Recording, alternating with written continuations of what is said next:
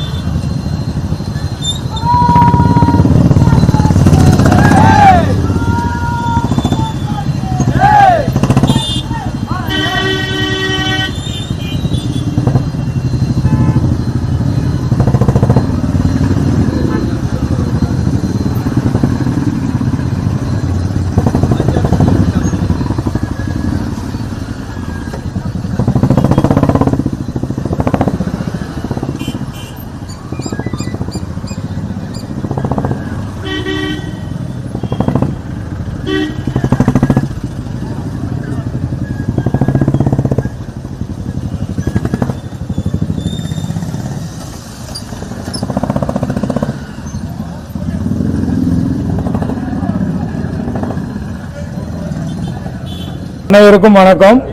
வருகின்ற ஆகஸ்ட் 15 78ஆம் ஆண்டு சுதந்திர தின விழாவை முன்னிட்டு நம்ம கட்சியில் ஆல் இந்தியா முழுக்க இருசக்கர வாகன பேரணி, வீடுதோறும் தேசிய கொடி ஏற்றுறது. இந்த தேசிய கொடி இந்த சிந்தனை இந்தியாவோட சிந்தனைக்காக, ஒற்றுமைக்காக இதை நமது பாரத பிரதமர் வலியுறுத்தி இந்தியா முழுக்க இதை செஞ்சுக்கிட்டு இருக்கோம். ஆனால் தமிழ்நாட்டில் என்ன நடக்குதுன்னு தெரியல. பிரிட்டிஷ் கவர்மெண்ட் எது நடக்குதான்னு தெரியல. இது திராவிட மாடல் அரசு நடக்குதா இல்லை பிரிட்டிஷ் அரசாங்கம் நடக்குதான்னு தெரியல. ஒரு தேசிய கொடியை வச்சுக்கிட்டு கூட கார்கில் போரில் வீரமரணம் அடைஞ்ச மேஜர் சரவண சிலைக்கிட்ட இருந்து நம்ம போராட்ட தியாகி வாவேசு ஐயர் அவர் இல்லற வரைக்கும் இருசக்கர வாகன பேரணி நடைபெற இருந்தது. ஆனால் இதை காவல்துறை காலையில் இருந்து நேற்று நைட்டில் இருந்து உங்களை ரிமாண்ட் பண்ணிடுவோம், வண்டியை சீஸ் பண்ணிடுவோம், இது மாதிரி ஒரே அச்சுறுத்தல் பண்ணி அங்கே போன ஒருத்தவங்க 2 பேர்த்தையுமே வண்டியில் வாகனத்தில் ஏற சொன்னனால ஒரே பரப்பரை வச்சு இதுக்கு எங்களோட இளைஞரணி மாநில தலைவர் ரமேஷ் சிவா அவர்கள் வந்திருந்தாங்க. இருசக்கர வாகன பேரணி நடத்தணும். அதனால் நம்ம கட்சி அலுவலகத்தை சுற்றி ஒரு இருசக்கர வாகனத்தில் தேசிய கொடி ஏந்தி நடைபயணம் பண்ணோம். இருசக்கர வாகனத்தில் பேரணியாக சென்றோம். கௌதம் நாகராஜன் இளைஞரணி மாநில பொதுச்செயலர். உண்மை தானே, அதுதான் இப்போ நான் முன்னாடியே ஒரு வார்த்தை குறிப்பிட்டிருந்தேன்.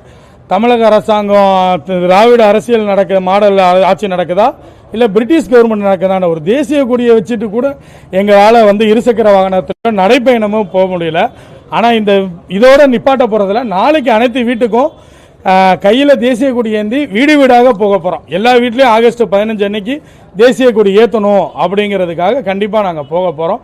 இது இதோட நிப்பாட்ட போதில் எங்கள் மாநில தலைவருக்கும் இதோட தகவலை தெரிவித்து மீண்டும் இந்த நிகழ்ச்சி கண்டிப்பாக நடக்கும் என்பதை இது மூலம் தெரிவித்துக் கொள்கிறேன்.